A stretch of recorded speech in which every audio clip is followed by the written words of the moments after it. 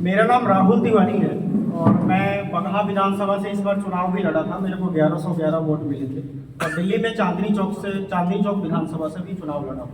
ठीक है, आप ये जो मशीन देख रहे हो, इसका आविष्कार जिसका फोटो लगाया ना, ये राहुल मेहता ने किया है, जो IIT दिल्ली से पढ़े हैं और अमेरिका के रोडगर्स यूनिवर्सिटी से पढ़े हैं। यह साइंटिस्ट है, एडवोकेट है और बहुत सारे पेटेंट भी करा रखे हैं। उन्होंने इस मशीन का आविष्कार किया है।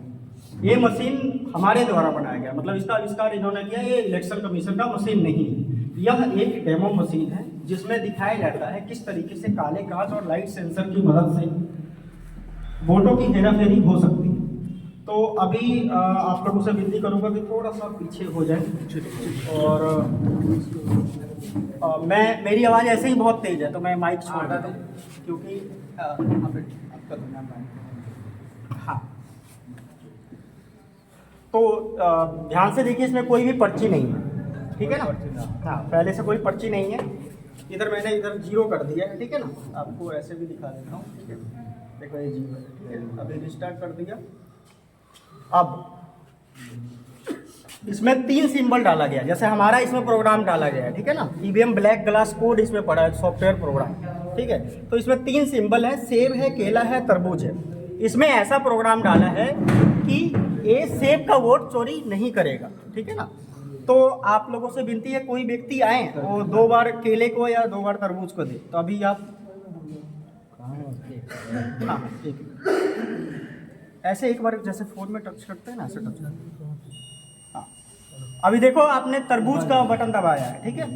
तो आपको तरबूज की पर्ची दिख गई क्या? दिख गई ना, देख लो ध्यान से, ठीक है। हाँ ठीक है, ठीक है। अब दोबारा तरबूज पे बटन दबाओ। थोड़ा पीछे होके कीजिए, गड़बड़ हो जाएगा, सबको दिखना चाहिए। फिर से आपको तरबूज की पर्ची दिख गई? जी जी जी, ठीक है। लाइट बंद हो गया जी। अब देखो इसमें खेल क्या है कि चुनाव आयोग ने, ये तो दिखता है ना साफ साफ, चुनाव आयोग ने जून 2017 से पहले एक बार हैकाथॉन प्रोग्राम रखा था, बुलाया था हैक करने के लिए, पर किसी को मशीन छूने नहीं दिया था। तो एक मजाक समझता हूँ मैं उसको। तो उस हैकाथॉन प्रोग्राम के बाद चुनाव आयोग ने अपने सरकारी EVM में पारदर्शी कांच को बदलकर काला कांच कर दिया। मतलब पीछे क्या हो रहा है आपको दिख नहीं रहा है, ठीक है ना। और इसमें लाइट सेंसर लगाया, मतदाता कितनी देर तक मशीन के सामने खड़ा है इस मशीन को पता है, ठीक है ना। वो लाइट सेंसर ऐसा कर सकता है, ठीक है ना। और काला कांच वोटों की स्लिप को छिपा सकता है, ठीक है ना। तो अभी जैसे कि भाई साहब ने 2 बार तरबूज का वोट दिया था, ठीक है। आप लोगों ने देखा, आपने जब 2 बार बटन दबाया तो दोनों बार तरबूज की पर्ची दिखी थी। लेकिन मैं आपको अभी इलेक्ट्रॉनिक वोट दिखाता हूँ। ये देखो 100 काउंट पे गया, 2 बार बटन दबा था वाटरमेलन तरबूज पे, लेकिन एक ही वोट यहाँ पे दिख रहा है तरबूज का। टोटल 2 वोट पड़े हैं, एक सेब में चला गया है, एक तरबूज में, ठीक है। अब मैं देखता हूँ बहुत सारे नेता बोलते हैं कि कागज का पर्ची और इलेक्ट्रॉनिक वोट का 100% मिलान कर दो तो चोरी पकड़ी जाएगी। वो लोग गलत बोल रहे हैं, मतलब उनको तो डेमो भी दिखाया हुआ है, फिर भी जनता को गुमराह कर रहे हैं, ठीक है ना। अभी देखो 2 वोट इधर पड़ा इलेक्ट्रॉनिक वोट, 2 कागज की पर्ची, फिर भी वोट चोरी हो गया। ये देखो, ठीक है। लाइट बंद हुआ, देखो ये हुआ कैसे। जब पहले मतदाता ने तरबूज का बटन दबाया था तो नई पर्ची छपी है। फिर जब दूसरे मतदाता ने दोबारा तरबूज पे बटन दबाया तो यही पर्ची लाइट जला के इसने दिखा दिया, ठीक है। और लाइट बंद होने के बाद केले की पर्ची छाप दिया। लेकिन कांच पारदर्शी रहता तो कैसे होता, मैं आपको दोबारा दिखाता हूँ। अब ये देखो, आपको आर पार दिखेगा। अब इसमें काला कांच नहीं है, जैसे कि जून 2017 से पहले सरकारी EVM में पारदर्शी कांच था। अब मैं इसको रिस्टार्ट कर देता हूँ, दोबारा करेंगे। अब जैसे कि मैंने आपको बताया केले का वोट चोरी, सेब का वोट चोरी नहीं होगा, केले का और तरबूज का हो सकता है। तो अब आप केले पे वोट दो। अब देखिए आपको केले की पर्ची इसने दिखा दिया छाप, ठीक है। लाइट बंद हो गई, पर पर्ची देखो, पर्ची वहीं पर टंगी हुई है ना, दिख रही है ना आपको। पर एक काला कांच रहता तो क्या दिखता क्या आपको? नहीं। तो ऐसा ही सरकारी EVM में लगा हुआ है काला कांच। अब पर्ची पीछे प्रिंटर में है पर आपको दिख नहीं रहा है, ठीक है ना। अब देखो क्या होता है। अब फिर से केले पे बटन दबाओ, देखो इसने पर्ची नहीं छापा है, उसी पर्ची को लाइट जला के दिखा दिया। देखो लाइट बंद हो गई, लाइट बंद हो गई, काला कांच लगा है, इसने काले कांच के पीछे दूसरी पर्ची छाप दिया। ये देखो सेब की पर्ची। अब देखो इलेक्ट्रॉनिक वोट, ये देखो इलेक्ट्रॉनिक वोट, दो कागज की पर्ची, फिर भी इधर भी एक वोट चोरी हो गया, इधर भी एक वोट चोरी हो गया। चोरी पकड़ोगे कैसे? ठीक है ना। तो ये बहुत बड़ा सवाल खड़ा करता है चुनाव आयोग के ऊपर। चुनाव आयोग को हमने 40,000 का डीडी चेक का लेटर भेजा हुआ है कि आप भाई 38,000 की आपकी मशीन है, आप हमसे 40,000 रुपये ले लो। मशीन हमें खोल के देखने दो, आप एक्सेस दो, उसमें जो आपने सॉफ्टवेयर प्रोग्राम डाला है उसमें कैसा प्रोग्राम डाला है, चोरी का प्रोग्राम है कि नहीं है। जो नीदरलैंड से चिप आती है, उस चिप में माइक्रो लेवल की कोडिंग होती है, क्या उस चिप में कोई चोरी का कमांड है कि नहीं है। ठीक है ना। तो वो लोग दे नहीं रहे हैं, 2.25 साल हो गया। तो हम लोग ये ऐसे डेमो दिखा के जन आंदोलन करना चाहते हैं ताकि मतदाता, हम लोग देश के मालिक है ना, नेता तो हमसे चुने जाते हैं ना, तो वो हमें बैलेट पेपर से वोट देने का विकल्प दें। संविधान अनुच्छेद 328 कानून हर एक राज्य के मुख्यमंत्री को अधिकार देता है कि वह अपने राज्य के मतदाताओं को बैलेट पेपर से वोट डालने का विकल्प दे सकता है। लेकिन अब वो करेंगे कैसे? जब पब्लिक डिमांड का प्रेशर होगा तो अधिक से अधिक लोग सच्चाई देखेंगे तो वो लोग बैलेट पेपर से वोट देने का विकल्प दे सकते हैं। यह कोई बहुत मुश्किल काम नहीं है, बस ये डेमो देखना है। ठीक है, ये बटन दबाना है। तो आपने देख लिया। अब जैसे कि मैंने आपको ये दिखा दिया कि चुनाव आयोग ने, तो सामने दिख रहा है ना, इसमें सफेद नियत तो नहीं है भाई। काला कांच क्यों लगाया? वो बोलते हैं पर्ची खराब हो जाएगी, ज्यादा रोशनी जाएगी। क्या ये खराब हो जाएगी पर्ची, ज्यादा रोशनी जाएगी तो? और लाइट सेंसर क्यों लगाया कि ये लाइट, वो बोलते हैं लाइट सेंसर ऑब्जॉर्व करेगा कितनी रोशनी है, ज्यादा रोशनी होगी तो वो मशीन को अपने आप बंद कर देगा, क्योंकि पर्ची खराब होने से बचाना है। ठीक है, इसमें कोई सफेद नियत तो नहीं दिखती। लेकिन देखो लाइट सेंसर क्या कर सकता है, वो ये भी तो देख सकता है कि मतदाता खड़ा है, पर्ची देख रहा है कि नहीं देख रहा है। अगर देख रहा है तो पर्ची काट के गिरा सकता है, नहीं देख रहा है तो पर्ची बिना काटे ही लाइट बंद कर देगा और दोबारा उसी मतदाता, उसी प्रत्याशी को वोट दोगे तो वही पर्ची लाइट जला के दिखा देगा, एक वोट चोरी कर लेगा।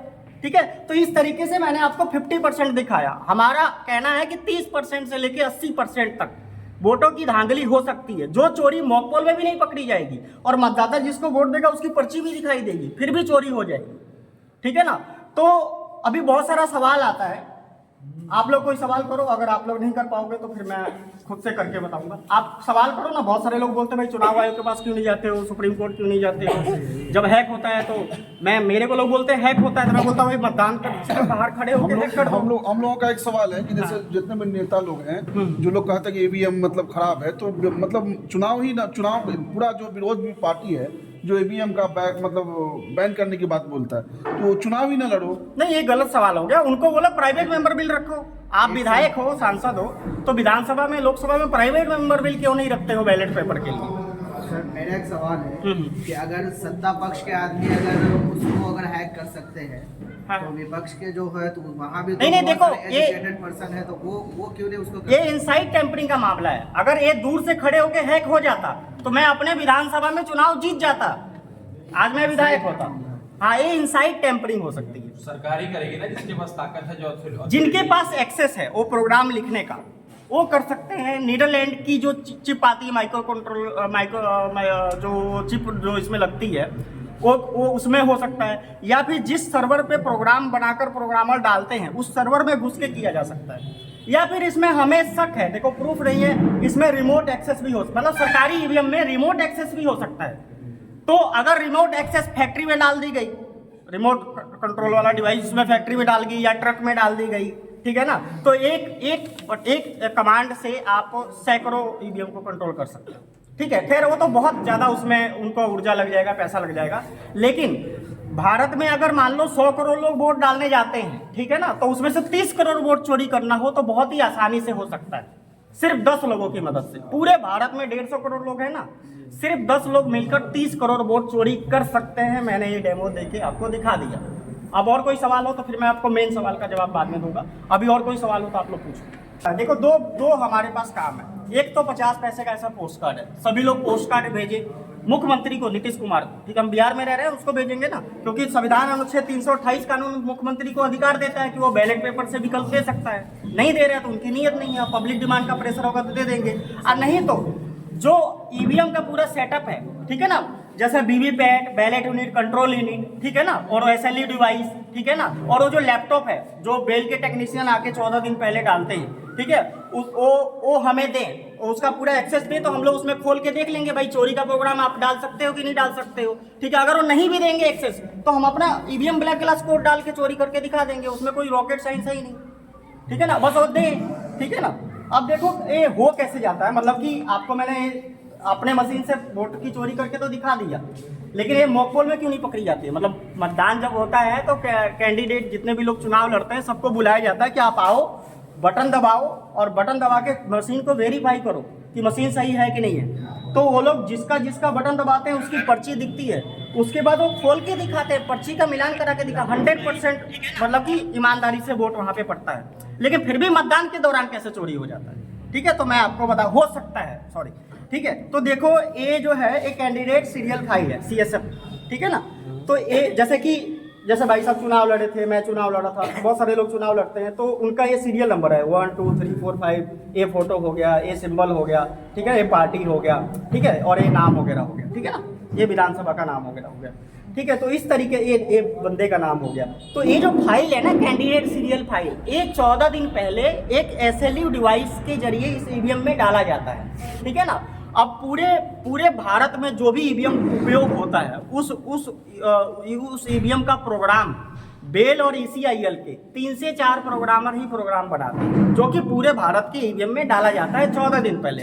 तो प्रोग्रामर प्रोग्राम बनाकर बेल के सर्वर पे रखते हैं, मतलब चुनाव आयोग का सर्वर है, ठीक है, उस पे वो लोग रखते हैं। उस सर्वर से 150 से 200 लैपटॉप कनेक्ट किया जाता है। वो 150 से 200 लैपटॉप बेल के टेक्नीशियन को दिया जाता है। जिस भी राज्य में चुनाव होता है बेल के टेक्नीशियन कलेक्टर ऑफिस में जाते हैं और 14 दिन पहले ये फाइल SLU डिवाइस में डालते हैं, और वो जो लैपटॉप उनके पास होता है जिसमें प्रोग्राम होता है वो उस लैपटॉप को भी SLU डिवाइस में कनेक्ट करते हैं। मान लो ये SLU डिवाइस है तो इसमें ईवीएम का कनेक्शन हो गया। ठीक है ना, उन्होंने यहाँ पे प्लग लगा दिया, लैपटॉप को ऐड कर दिया और कैंडिडेट सीरियल फाइल इसमें मौजूद है। ठीक है ना, तो अगर चोरी का प्रोग्राम हुआ तो जैसे ही SLU डिवाइस में गया, ठीक है, और उसके जरिए ईवीएम में गया, तो इसको मालूम पड़ गया कि भाई अब चोरी करना है तो किसको करना है, किसको जिताना है, किसको हराना है, वो उसको कमांड चला गया।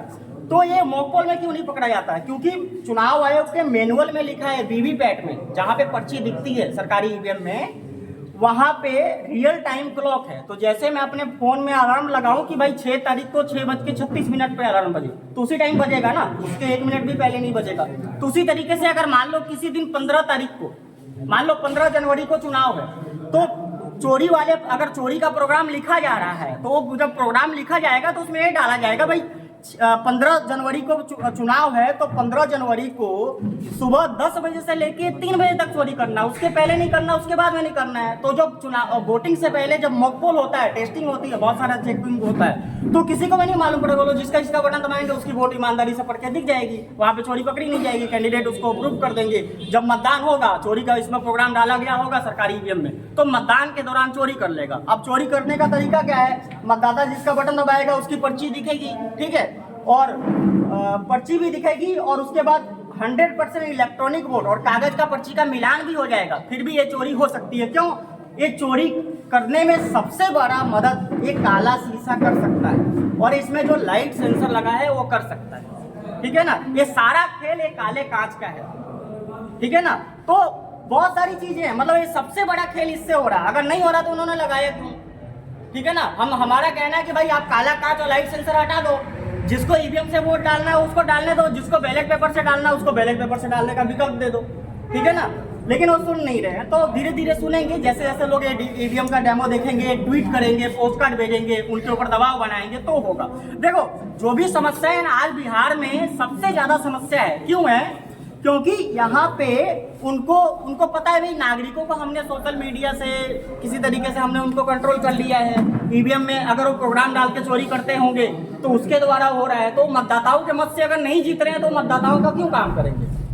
ठीक है ना, तो आप सभी लोग अपना नागरिक कर्तव्य निभाते हुए ट्वीट करो, पोस्ट कार्ड भेजो, ठीक है, और अधिक से अधिक लोगों को ये वीडियो के माध्यम से या फिर ऐसे प्रोग्राम के माध्यम से ये डेमो दिखाना जरूरी है। क्योंकि देखो नेता तो बहुत सारे चिल्ला रहे हैं, जब चुनाव हार जाते हैं तो ज्यादा चिल्लाते हैं कि भाई ये हो गया वो हो गया, तो लेकिन उनके पास वो सही इंफॉर्मेशन नहीं देते हैं। भाई कोई पूछता चुनाव आयोग के पास क्यों नहीं जाते हो, कोई पूछता सुप्रीम कोर्ट क्यों नहीं जाते हो, कोई बोलता जब हैक होता है तो बाहर से खड़े होकर हैक क्यों नहीं कर देते हो।